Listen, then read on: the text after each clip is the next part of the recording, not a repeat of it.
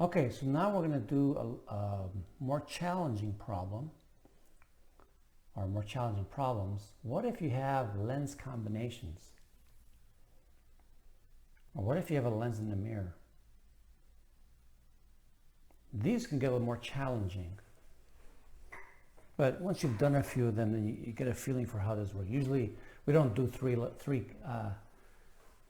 lenses. We usually do two lenses or a lens in a mirror.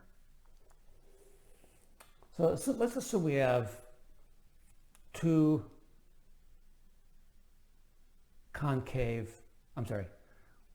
let's assume we have two convex lenses, two converging lenses, and we place an object in front of them. Where's the image located? Well, it's hard to answer that question because you need to know the location of the object relative to the first lens. You need to know the distance between the two lenses too.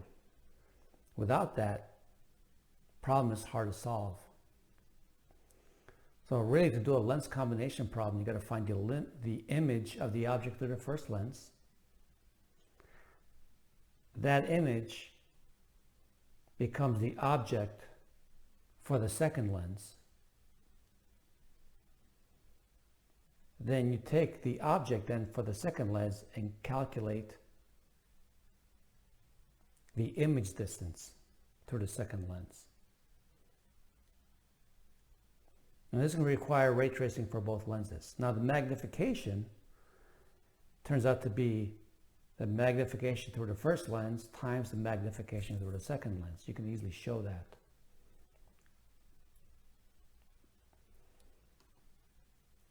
Now, things to remember: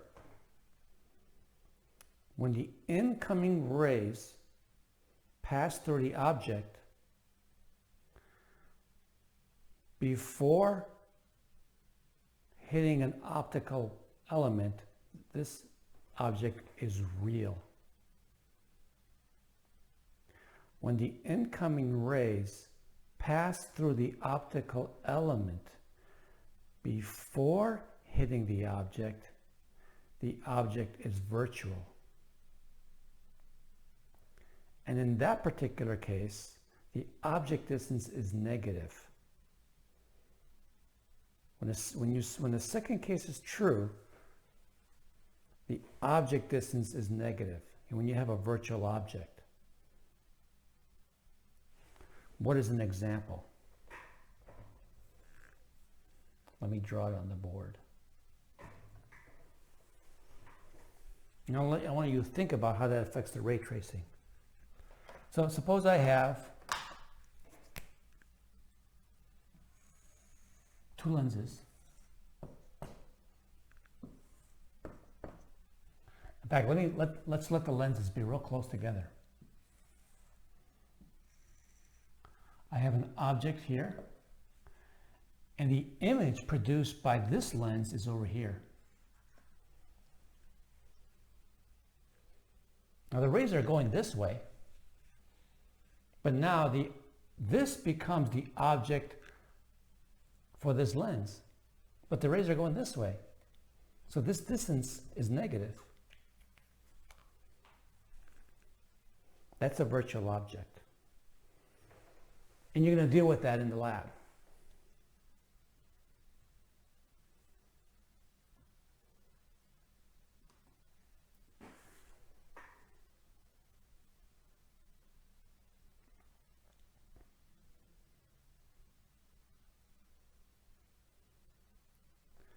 When the image distance is positive, the image is real and is located on the opposite side of the incident rays. When the image distance is negative, the image is virtual. It is on the same side as incident rays. Let's take a look at this example. In this ray tracing, the image produced by the first lens is in between the two lenses. that image forms the object for the second lens. And in this particular case, the image through the first lens is outside the focal length of the second lens. And so the final image is going to be real. And you can project it on a screen. Because the image through the first lens is real, and the image through the second lens is real, the image gets flipped twice, and it ends up being upright. And the total magnification is the product of the magnification through the first lens times the magnification through a second lens. You can derive an equation for the effective focal length of the system if you wanted to. It takes a little bit of algebra, but you can do it. It's an interesting problem.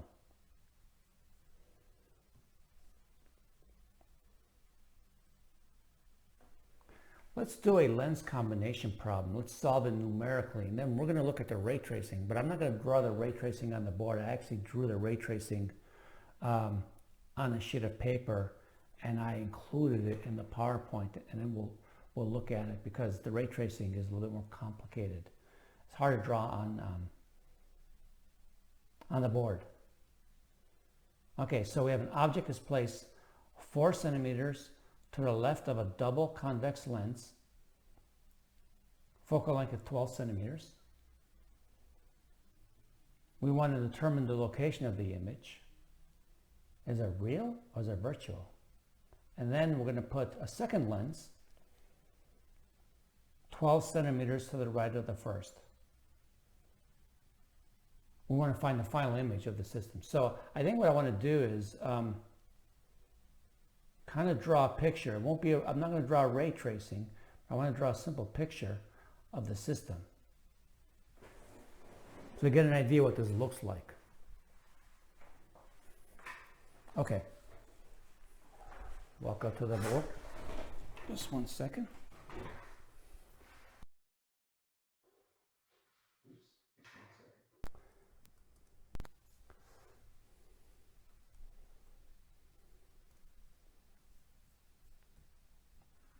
Okay, so let me walk up to the board here and let me draw a picture of this system. And I just need to find my eraser.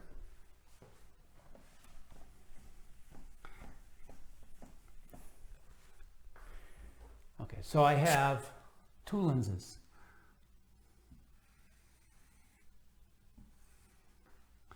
Lens 1, and the second lens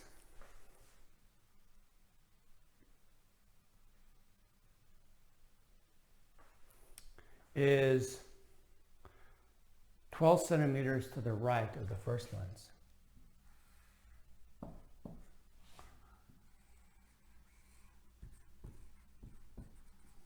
So I'm drawing that. And F2 is 6 centimeters.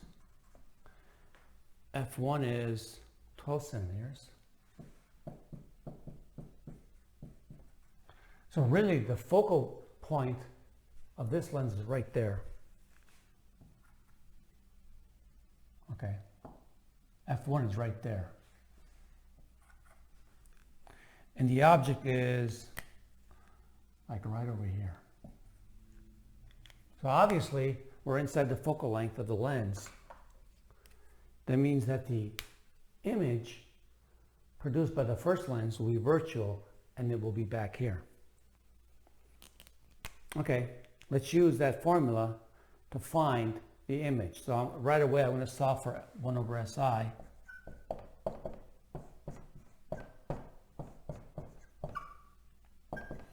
The focal length of this lens is 12 centimeters.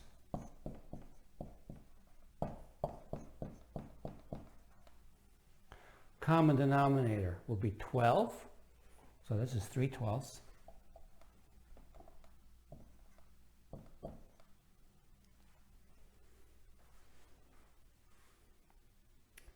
So what does that give me? Minus 2/12. So the image distance is minus 6 centimeters. So the image is somewhere over here and is bigger than the object. We can calculate the magnification.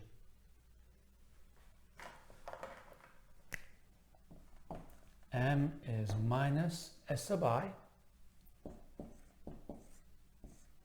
over S naught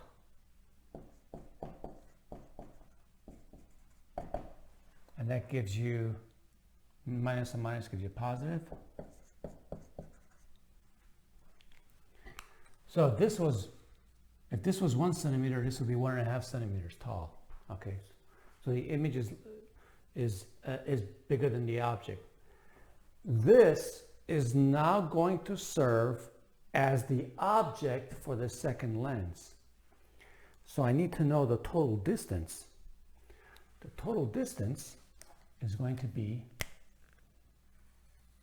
this, which is 6 plus 12, 18. So the second object distance is 18 centimeters. This lens is 6 centimeters for the focal length. And so I'm going to use this formula to find the location of the image.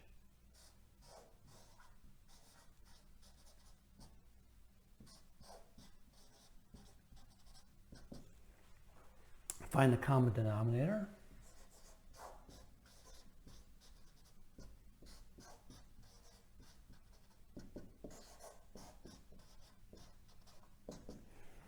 And that gives me 1 over 9. So the second image is 9 centimeters from the second lens. It's a real image, so it's going to be inverted. It's going to be somewhere down here. Now, what is the overall magnification? Well, let's think about it.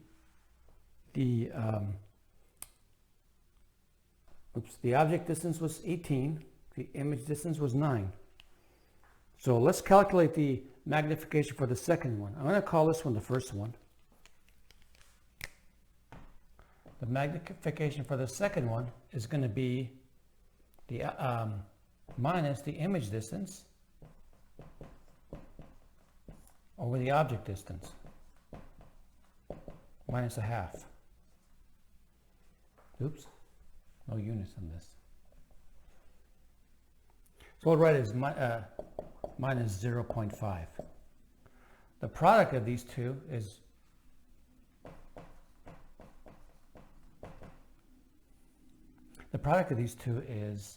minus 0.75. And I'm saying the total magnification is a product of these two. Well, let's think about it. If this is 1 centimeter and the magnification is a half, this is going to be 1.5 centimeters tall. Okay. This object, or this virtual image, formed the object for the second lens. Well, I take an object that's 1.5 centimeters tall, magnification is minus a half. 1.5 times a half is 0.75. That's why I'm saying the total magnification is the product of the magnifications for each lens. So it gets 0.75, so it's consistent. Okay. So my final image is 9 centimeters from the second lens. So we need to look at the ray tracing for this.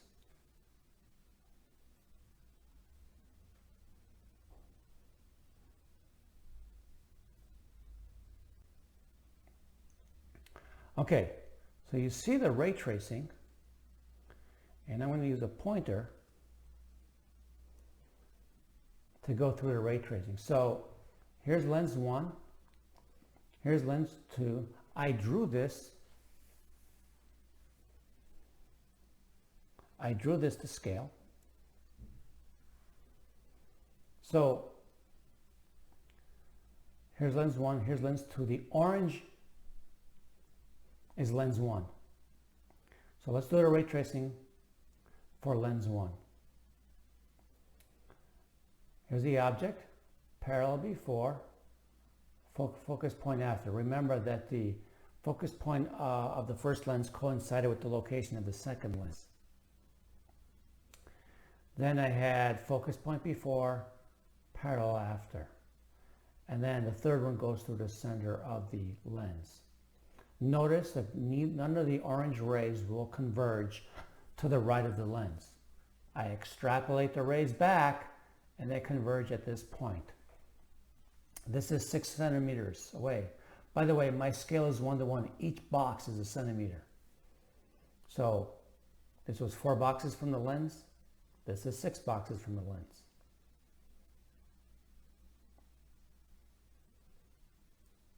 This object now, or this virtual image, forms the object for our second lens. Our second lens, the rays are traced in purple. If you count the boxes from this virtual image to the second lens, you'll count 18 boxes. Okay. The focal length of this lens is 6 centimeters. So the first ray is parallel before,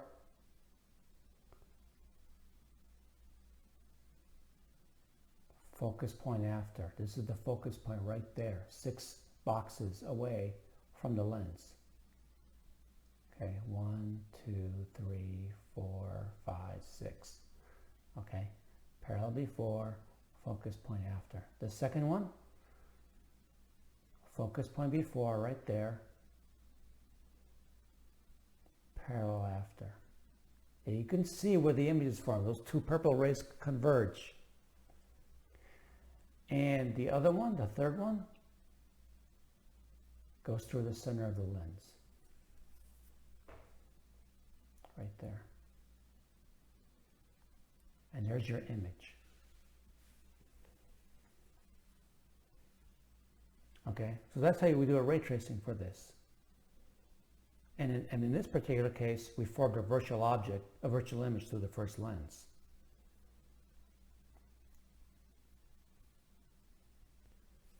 So I have another ray tracing for a different system. In this particular case, I have a diverging lens and a converging lens in this diagram. And I have an object that's way down here. And my scale again is 1 box equals 1 centimeter. I chose a diverging lens, focal length of -13 1/3. This converging lens has a focal length of 8 centimeters, so we can actually numerically solve this problem too. So I have the numerical solution in your notes, and I have the ray tracing. So here's a diverging lens, and of course the diverging lens is going to produce a virtual image of the object, and it's going to be smaller than, the image is going to be smaller than the object. So let's look at the ray tracing. Here's the first one, parallel before, focus point after. But remember, it's going to be towards this focus point, not this focus point, because the focal length of the lens is negative. So this ray is actually going to diverge away from the principal axis. You have to extrapolate the refracted ray backwards towards this focus point. The second ray is focus point before, parallel after. Never hits this guy, comes out parallel after. And then the third one goes through the center of the lens. The one that goes through the center of the lens is undeflected. The three orange rays converge here. This virtual image serves as the object for the second lens. And in here I have the values of the object distance and the image distance.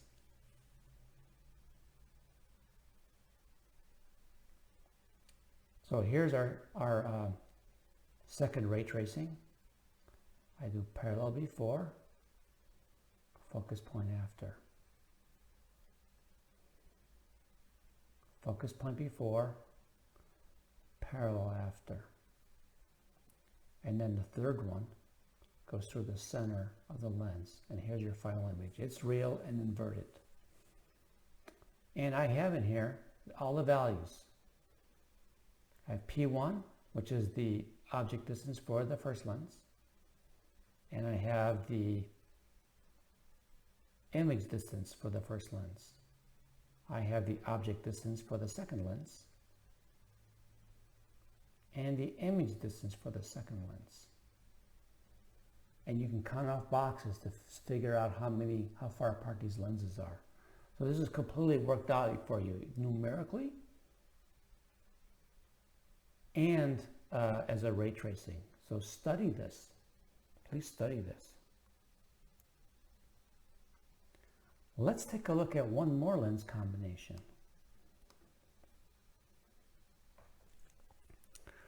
We have an object is placed 15 centimeters in front of a biconvex lens of focal length 10 centimeters. And a plane mirror is oriented at 45 degrees with respect to the horizontal, and it's placed 15 centimeters to the right of the lens. We want to find the image, the final location of the image of the system, the final image of the system. Okay?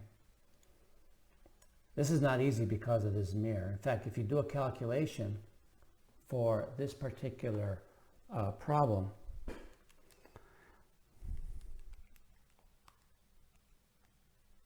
the image distance through the first lens is about 30 centimeters. It's way over here. This mirror is in the way. This mirror is going to reflect those rays upward. How do we solve this one? The ray tracing will allow us to figure out what happens. So let's take a look at the ray tracing. I actually drew the ray tracing for this, so you can take a look at what happens. Here's the object.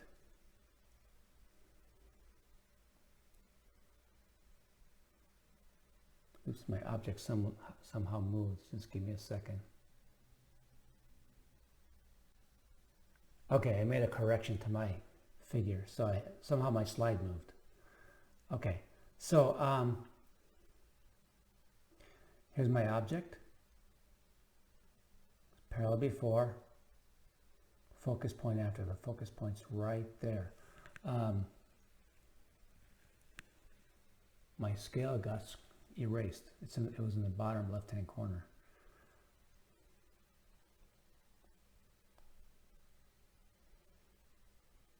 Okay, so here's the first ray tracing. Here's the ray that goes through the center of the lens. And here's the one's focus point before, parallel after. So this is a 2:1 scale. 1, 2, 3, 4, 5. Oops. That's a little bit off. It should be a 2:1 scale.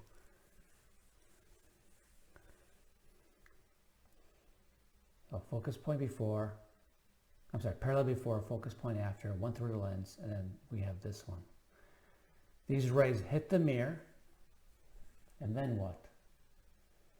I had to use the law of reflection. I had to use a ruler and a protractor to find the angle of incidence and draw the reflected ray.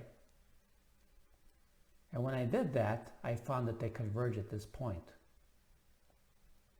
And what you'll find is that this distance here, that's our location of the image, it matches this distance. In fact, this guy here serves as the virtual object to the mirror. This is an example of a virtual object. It's very difficult to do this without the ray tracing, because you actually have to apply the law of reflection to find the location. But what you'll find is that this distance and this distance are equal. This serves as the virtual object to the mirror. Okay. This situation is seen on the overhead projector. If you want to know an example of the system, you see this in the overhead projector. So there's a real application of this problem. Okay, I want to do one more example, and there's a homework problem similar to this, and it's not an easy one. Suppose I have an object 1 meter from a lens of this focal length,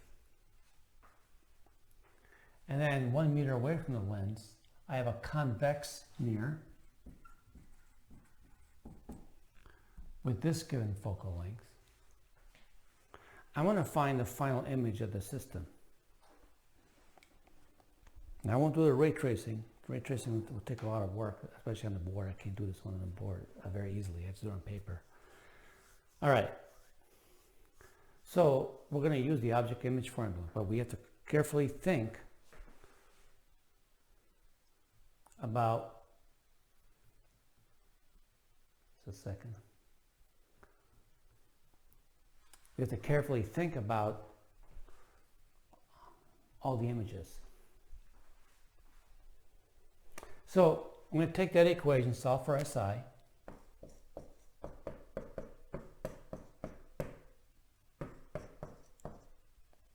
All right, so I'm going to take 1 over F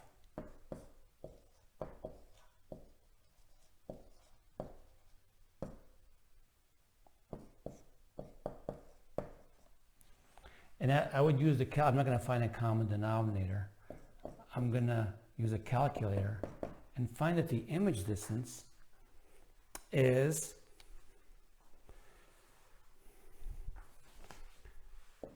5.173 meters from that first lens. So the image is somewhere way back here. Okay, the image is like way back here. And it is a real image.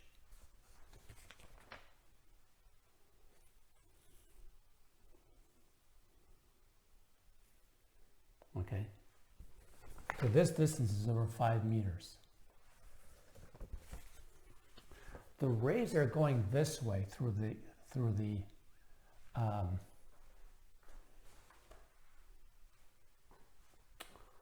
lens. The object, the image is right here. They're actually approaching the mirror. They haven't been reflected off the mirror yet. They're approaching the mirror. So we got to consider what this is relative to the mirror. Well, if the rays are going this way and the object is over here, the rays are going to hit the mirror before they hit this. This is going to serve as a virtual object. And this is going to be the object distance.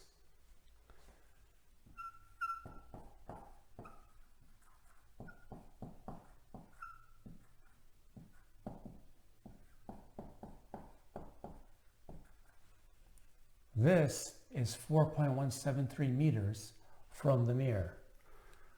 But it's going to be a negative object distance because the rays are approaching the mirror and the object is over here. So I'm going to use the object image formula to find the location of the image produced by this virtual object. So I'm going to number these. This is image 1. Now I want to start for image 2. This focal length is negative.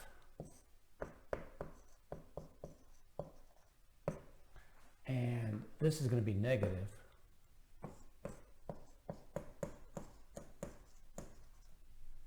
And we'll find, if you solve this, you will get an image distance of minus 0.5856 meters. All right, it's minus 0.586 meters. So the image is going to be over here.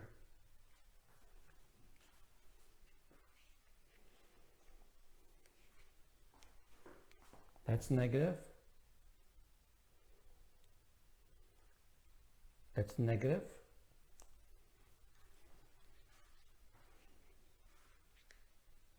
Okay. Think of the magnification. Okay. That's negative and that's negative. The image will be like this. But think about this. Now, this image will serve as the object through this lens because this represents the rays that are reflected from this mirror towards that lens.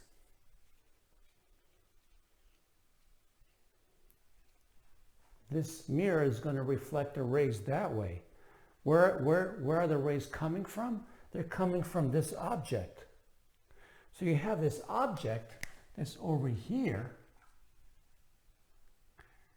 that's this distance away. The rays are going that way. The rays are coming from this object, from that image. That's going to serve as a real object, believe it or not. Because once the rays reflect off this mirror, the rays are going that way, and they're coming from this guy.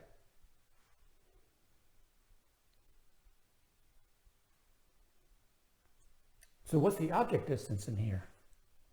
I'm going to use red for this one.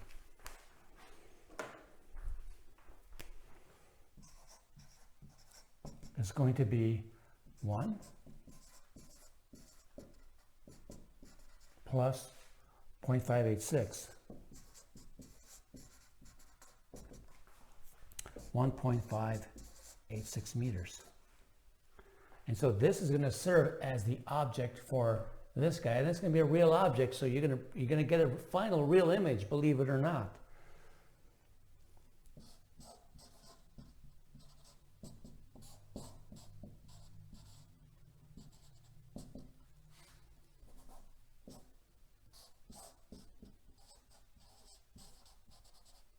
And then you do this on your calculator, and what you'll get, oops, that's 0.838.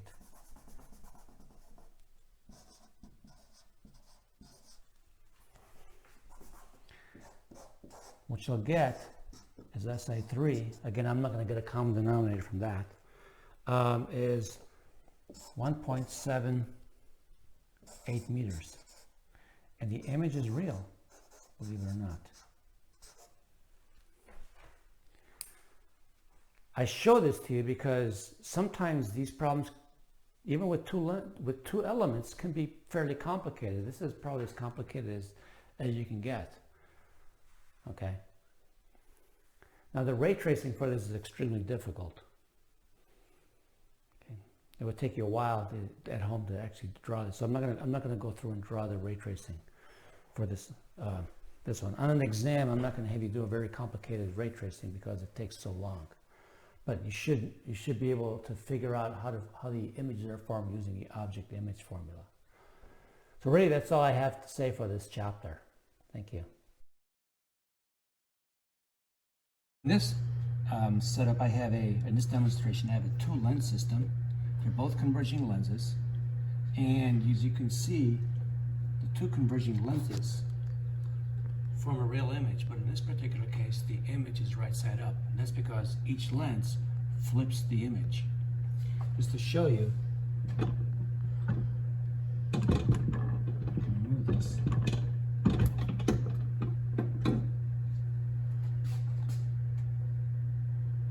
You can see the image through the first lens there, and it's upside down. It's here. You can see the second image, and it's right side up. Now I've set this up so that the object is outside the focal length of the first lens, and the image produced by the first lens is outside of the focal length of the second lens. Okay, that's it. I have two lenses, but the first one is a diverging lens. The second one is a converging lens. And the object is right over there. The first lens produces a virtual image. The virtual image is on this side of the lens, but that virtual image serves as an object for the second lens, and it produces a real image on the screen, and it is upside down. This kind of arrangement is similar to the arrangement for correction for nearsightedness, where a diverging lens is placed in front of your eye, and then the lens of your eye produces a real image of the object you're looking at. And I will discuss how corrective lenses work in another lecture.